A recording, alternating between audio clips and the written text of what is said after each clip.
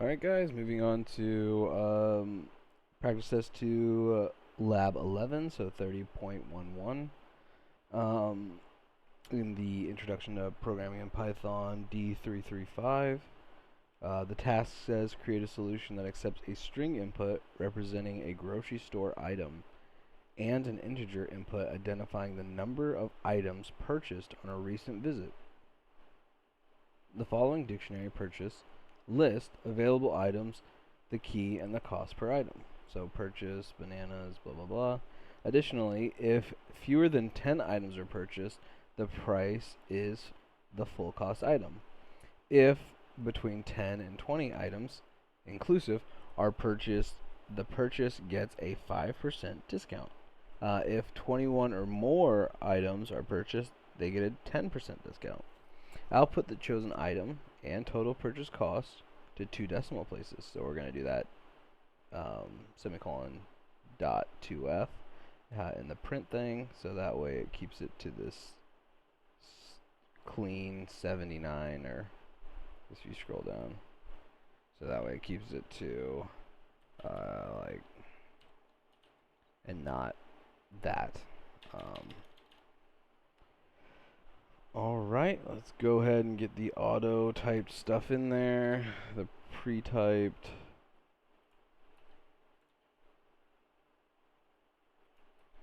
I think all this is pre-typed. Again, I've already done this, so I don't have the stock one. So what you're gonna do with the per usual, oh, my caps lock's still on. We got int, input, int, input, easy peasy. Now we're gonna do an if-then statement, because like I said, or like they wanted, there's a discount, so we got to do, if they have 10 items, they're paying full cost. If they have fewer than, or between 10 to 20 items, they get 5% off. If they have 21 or more items, then they get 10% off. So we got to do a nice if-then statement or I should say if-else,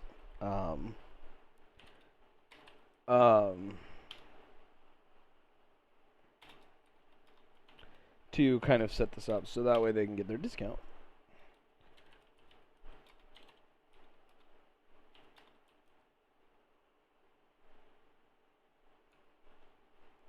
Total item times purchase quantity.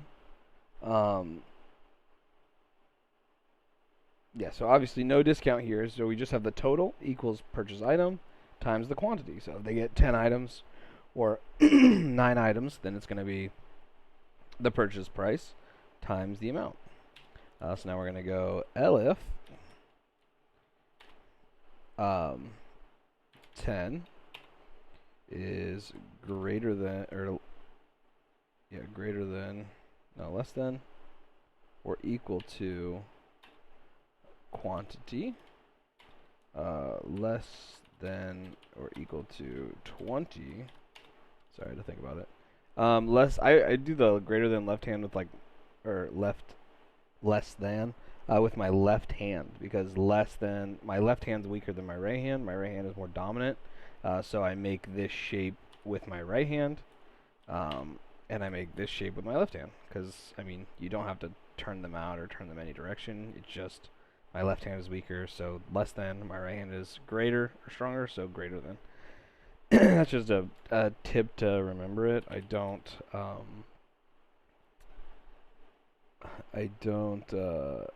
have any other good way to remember it, but that's the best way to do it in case you forget. So now we're going to do the normal stuff, the total, purchase item, purchase, brackets, item, quantity, but this time we're going to do, not 8, we're going to do times the discount. So they said the discount is 5%.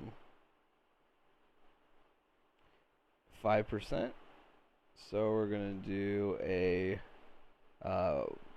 the math on 5%, which is 5% off, so 0.95. Should be 5% off.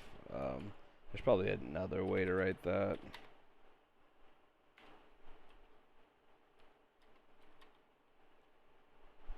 And I'm just going to do this as an else statement. You don't need another elif statement because you have anything less than 10, which includes like 0, you have that covered. So anything they would purchase that isn't, already specified here would just be a big discount. So then they have the quantity point. Let's do 0.90, just like that. Now we'll print that statement.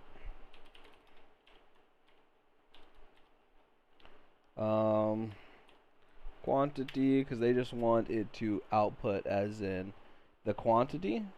If the input is 144 cookies, 144 cookies total cost is 585.79. So that's what they wanted to output. So they want the quantity first. So we're gonna do quantity space then item, and then that's actually very close to what we need. Total